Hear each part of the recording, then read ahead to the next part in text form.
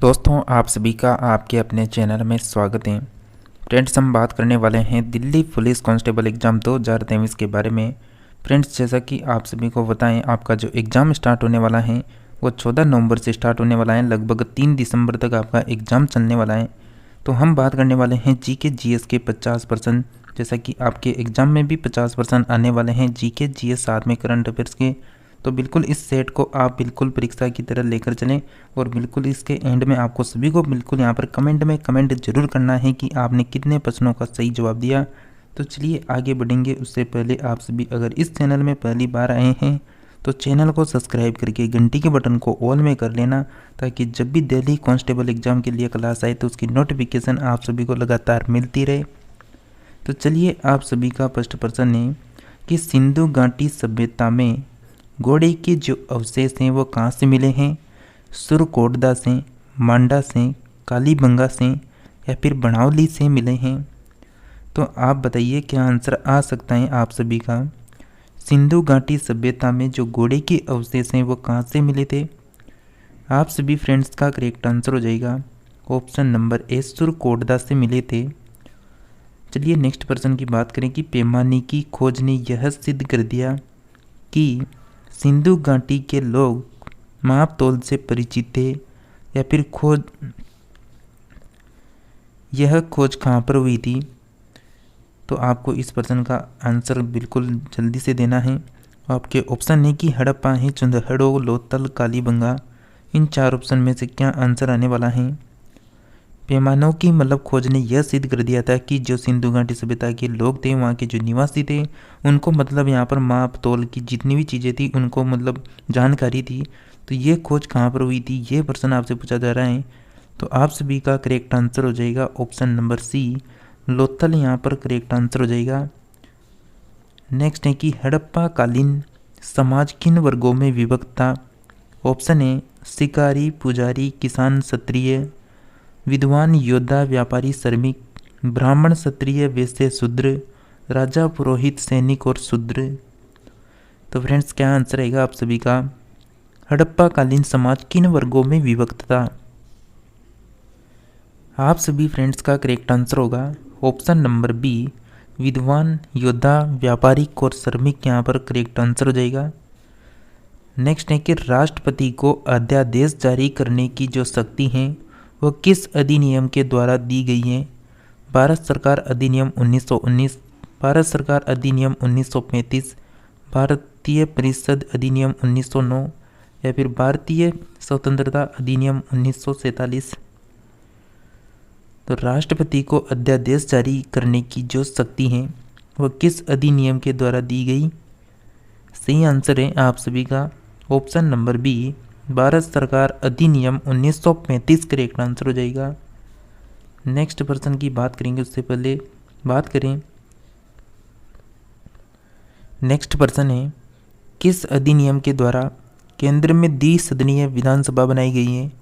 1892 के भारतीय परिषद अधिनियम एक्ट के द्वारा, 1909 के भारतीय परिषद अधिनियम द्वारा या फिर 1919 के भारत सरकार अधिनियम द्वारा, 1935 के भारत सरकार अधिनियम द्वारा। तो किस अधिनियम के द्वारा केंद्र में द्विसदनीय विधायिका बनाई गई है?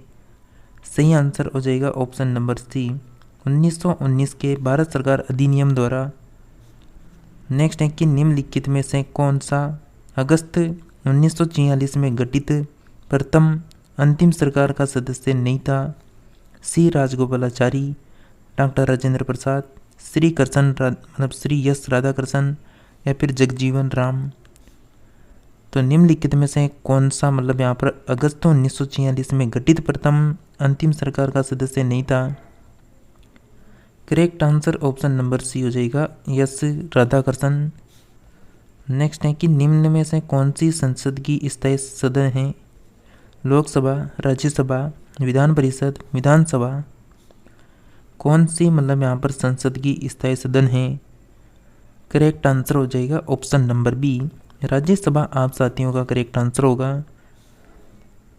नेक्स्ट प्रश्न है कि किस संविधान संशोधन अधिनियम द्वारा संविधान में मूल कर्तव्यों को सम्मिलित किया गया? 44वां, 43वां, 42वां, 45वां संविधान संशोधन। करेक्ट आंसर हो जाएगा ऑप्शन नंबर ए 44वां संविधान संशोधन करेक्ट आंसर है। संविधान के किस अनुच्छेद में न्यायपालिका का कार्यपालिका से पृथक्करण का उल्लेख किया गया है? अनुच्छेद 46, अनुच्छेद 45, अनुच्छेद 58, अनुच्छेद 50। संविधान के किस अनुच्छेद में न्यायपालिका का जो कार्यपालिका से पृथक करने का उल्लेख है वो किस अनुच्छेद में है? सही आंसर हो जाएगा आप सभी का ऑप्शन नंबर डी, अनुच्छेद 15 करेक्ट आंसर हो जाएगा। नेक्स्ट है कि राजकोषीय घाटे और बजटीय घाटे का जो अंतर है वो किसके बराबर होता है?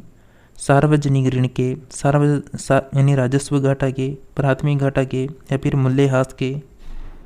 तो राजकोषीय घाटा और जो बजटीय जो घाटा होता है उसका अंतर किसके बराबर होता है?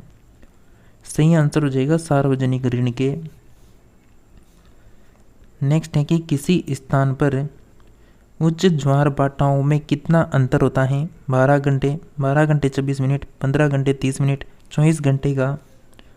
तो किसी स्थान पर उच्च ज्वार भाटाओं में कितना अंतर होता है? करेक्ट आंसर हो जाएगा ऑप्शन नंबर बी, 12 घंटे 26 मिनट का। नेक्स्ट है कि जैन के अनुसार जैन धर्म का संस्थापक कौन था? ऋषभदेव, महावीर, पार्श्वनाथ, अष्टनेमी। तो जैन धर्म के अनुसार जैन धर्म का जो संस्थापक था option number A correct answer हो जाएगा ऋषभदेव। गुरु गोविंद सिंह का जन्म स्थल कहाँ पर है? अमृतसर में, आनंदपुर साहिब, फतेहगढ़ साहिब, पटना साहिब।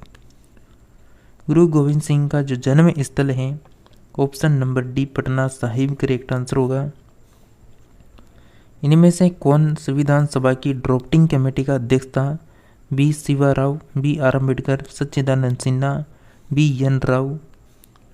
तो इनमें से संविधान सभा की ड्राफ्टिंग कमेटी का अध्यक्ष कौन था?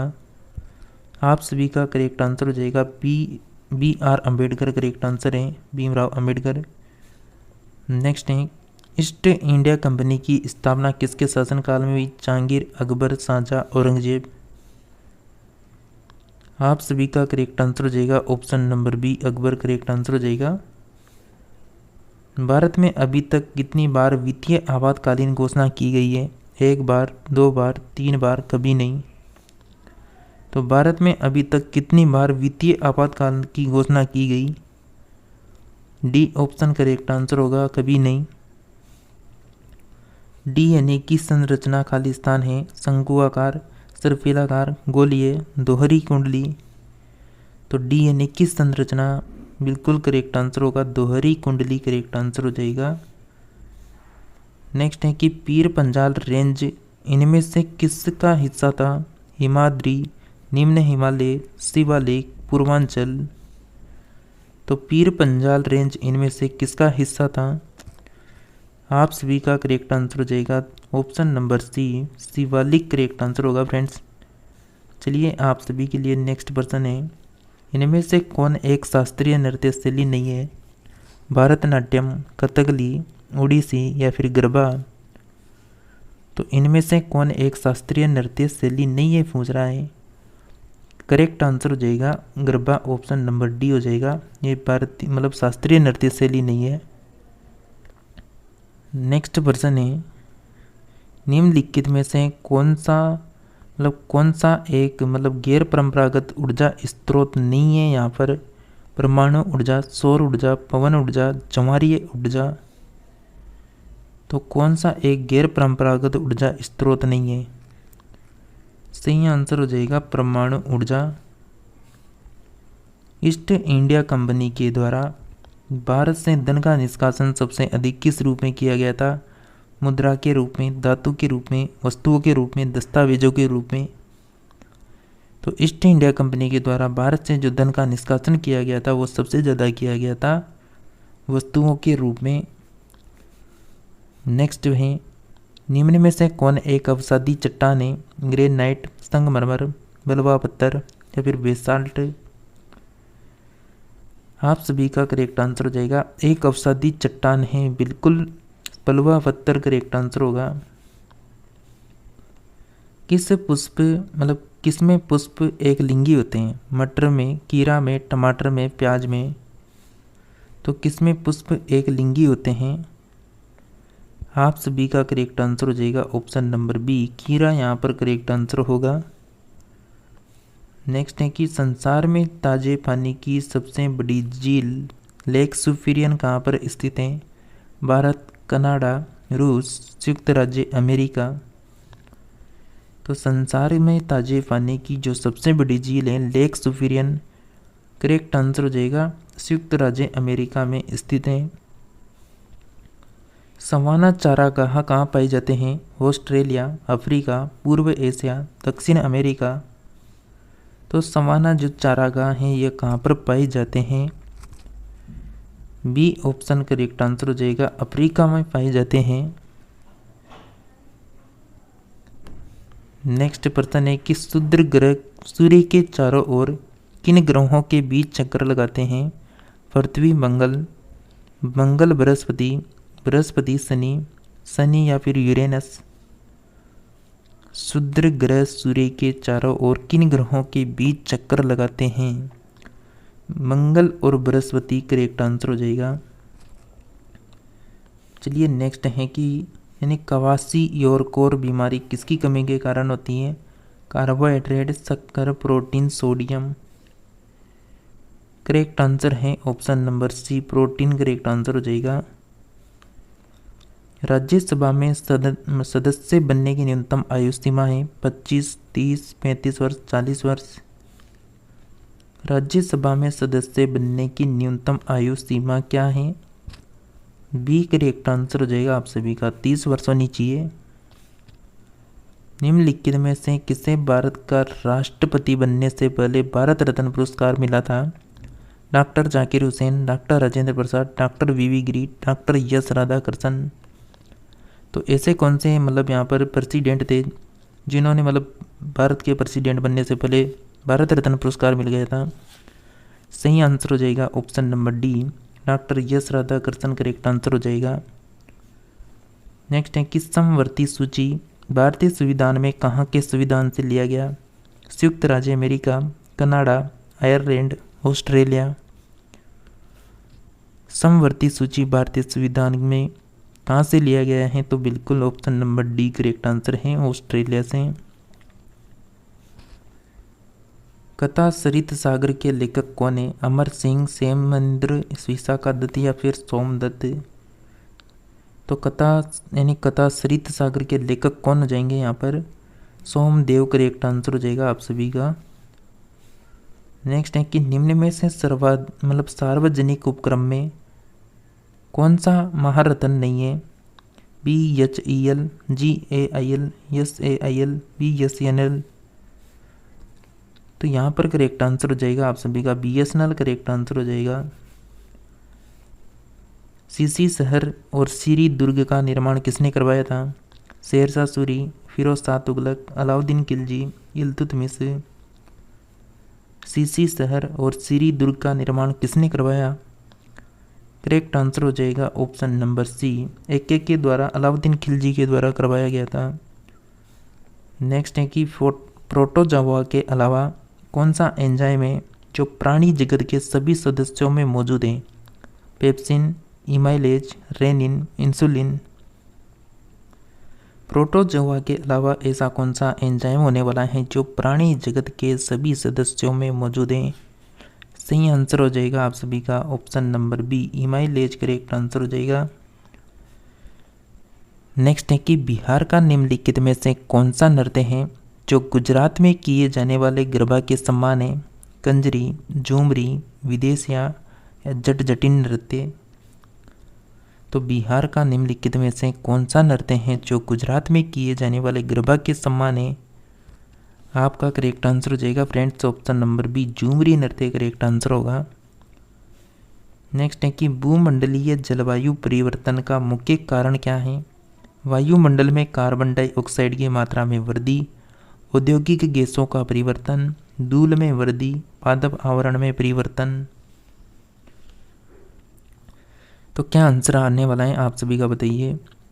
वायुमंडलीय जल परिवर्तन का जो मुख्य कारण है वो बिल्कुल वायुमंडल में कार्बन डाइऑक्साइड की मात्रा में वृद्धि करेक्ट आंसर होगा आप सभी का। नेक्स्ट है कि प्रायद्वीपीय भारत की निम्नलिखित में से कौन सी नदी है जो अरब सागर में नहीं मिलती है? पेरियार, कावेरी, नर्मदा, ताप्ती। तो प्रायद्वीपीय भारत की निम्नलिखित में से कौन सी नदी है जो अरब सागर में नहीं मिलती? करेक्ट आंसर हो जाएगा आप सभी का कावेरी नदी करेक्ट आंसर होगा। नेक्स्ट बात करें कि किसी पिंड के संवेग परिवर्तन की दर किसके बराबर होती है? परिणामी ऊर्जा के, परिणामी शक्ति के, परिणामी बल के, परिणामी आवेग के। फ्रेंड्स जैसा कि आप सभी को बताएं, जो एसएससी हैं वो आपका जो एग्ज़ाम करवा रही हैं एसएससी के द्वारा, तो दिल्ली कांस्टेबल का जो एडमिट कार्ड है वो बिल्कुल जारी हो चुके हैं। जो ऑफिशियल जो आपका एडमिट कार्ड होगा वो आपका जो एग्ज़ाम डेट होगी उसके 4 दिन पहले निकलेगा। ऑफिशियल जो भी एडमिट कार्ड होगा जो आप लेके जाएंगे साथ पेपर देने जाएंगे तब, तो वो 4 दिन पहले निकलने वाला है। अगर आपने अभी तक नहीं निकाला है तो आप इसी चैनल के अंदर आपको एक वीडियो मिल जाएगी जिससे मैं एडमिट कार्ड कैसे निकालते हैं वो बताया गया है, तो उसको आप जाकर देख सकते हैं। आप सभी का इस प्रश्न का करेक्ट आंसर होगा फ्रेंड्स ऑप्शन नंबर सी, परिणामी बल के बराबर होती हैं। नेक्स्ट है कि रबड़ के व्यापारिक वल्नीकरण में किसका प्रयोग शामिल है? गंधक का, कार्बन का, फॉस्फोरस का, सेलेनियम का।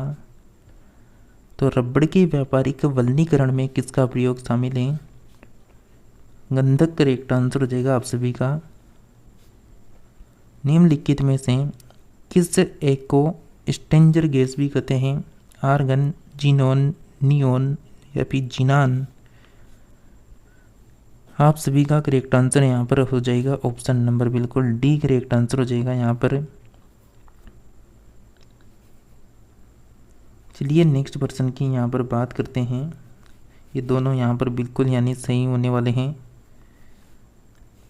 नेक्स्ट है कि सिंधु घाटी सभ्यता के निम्नलिखित स्थलों में से कौन सा एक स्थायी मतलब जो स्थान है वो रावी नदी के किनारे पर स्थित है?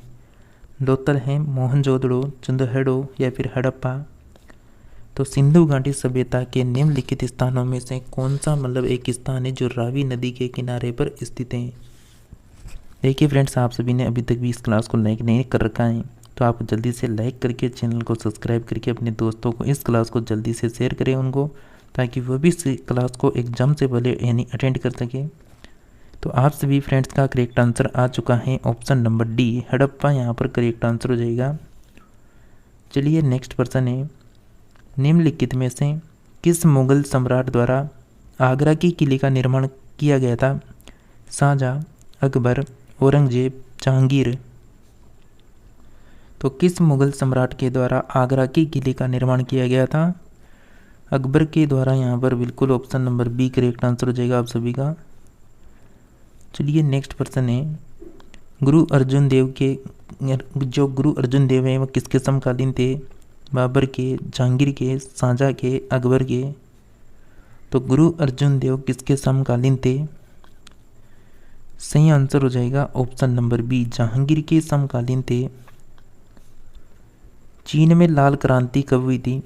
1959 में, 1949 में, 1952 में, 1935 में। चीन में जो लाल क्रांति हुई थी ये बिल्कुल करेक्ट आंसर है आप सभी का, 1949 में हुई थी। नेक्स्ट बात करें, फ्रांस की क्रांति किसके शासनकाल में हुई थी? यानी लुईस 14वां के काल में, लुईस 15वां के काल में, लुईस 16वां के काल में, लुईस 17वां के काल में। तो फ्रांस की जो क्रांति हुई थी वो किसके शासनकाल में हुई थी? बिल्कुल यहाँ पर करेक्ट आंसर हो जाएगा लुईस 16वां यानी 16वां के काल में हुई थी। नेक्स्ट है कि किसकी विफलता के बाद स्वराज पार्टी बनाई गई थी? असहयोग आंदोलन, सविनय अवज्ञा आंदोलन या फिर भारत छोड़ो आंदोलन या फिर चंपारण सत्याग्रह। तो किसकी विफलता के बाद मतलब स्वराज जो पार्टी थी वो बनाई गई थी? बताइए क्या आंसर आने वाला है। अब आपका एग्जाम इतना नज़दीक है तो आपको सभी प्रश्नों का आंसर लगभग आना चाहिए। करेक्ट आंसर है फ्रेंड्स ऑप्शन नंबर ए, असहयोग आंदोलन के बाद यहाँ पर स्वराज पार्टी बनाई गई थी। नेक्स्ट है कि तारों का जो रंग है वो किस पर निर्भर करता है? तापमान, दूरी, रेडियस, वायुमंडलीय दाब। जो तारों का रंग है वो किस पर निर्भर करता है? सही आंसर हो जाएगा आप सभी का तापमान करेक्ट आंसर होगा। वायुमंडल में जब हाइड्रोजन जलने लगती हैं तब पैदा करती हैं अमोनिया, जल, मीथेन, कार्बनिक अम्ल। तो वायु में जब हाइड्रोजन जलने लगती हैं तो ये पैदा करती हैं, बिल्कुल यहाँ पर option number B correct answer हो जाएगा आप सभी का। नेक्स्ट है कि निम्नलिखित में से कौन सा एक रेशेदार प्रोटीन है? हीमोग्लोबिन, एल्बुमिन या फिर केराटिन या फिर एंजाइम। तो निम्नलिखित में से कौन सा एक रेशेदार प्रोटीन है? इस वर्षन का करेक्ट आंसर होगा friends option number C, keratin आपका करेक्ट आंसर हो जाएगा। चलिए अंतिम वर्षन की हम बात कर लेते हैं कि निम्नलिखित में से कौन सा मौलिक कर्तव्य के अंतर्गत नहीं आता है? सार्वजनिक संपत्ति की सुरक्षा, प्राकृतिक पर्यावरण का संरक्षण तथा उसमें सुधार करना, सद्भावना को बढ़ावा देना या फिर अभिव्यक्ति की स्वतंत्रता का संरक्षण। तो निम्नलिखित में से मतलब कौन सा है जो मौलिक कर्तव्य के अंतर्गत नहीं है? तो करेक्ट आंसर होगा आप सभी का व्यक्ति मतलब जो अभिव्यक्ति की स्वतंत्रता का जो संरक्षण है वो यहाँ पर मौलिक कर्तव्य के अंतर्गत नहीं आता है। Option number D correct answer हो जाएगा। तो फ्रेंड्स ये थे आपके एग्जाम पैटर्न पर आधारित लगभग 50% हमने यहाँ पर कवर किए हैं। अगर आप कंटिन्यू इस क्लास को अटेंड करना चाहते हैं जीके जीएस को, सुबह 8 बजे आपकी क्लास होती है दिल्ली कांस्टेबल एग्ज़ाम के लिए, तो उसको अटेंड कर सकते हैं, जिसमें बिल्कुल आपके एग्ज़ाम को ध्यान में रखकर बिल्कुल लगातार प्रैक्टिस सेट करवाई जा रहे हैं आप सभी को। तो बिल्कुल आप सभी इस क्लास को रोज़ाना अटेंड करें, चैनल को सब्सक्राइब जरूर करके रखें, साथ ही अपने दोस्तों को शेयर जरूर कर दें ताकि वह भी इस क्लास को अटेंड कर सके। इसी के साथ मिलेंगे हम नेक्स्ट और न्यू टॉपिक में, तब तक आप सभी क्लासों को अटेंड जरूर करें।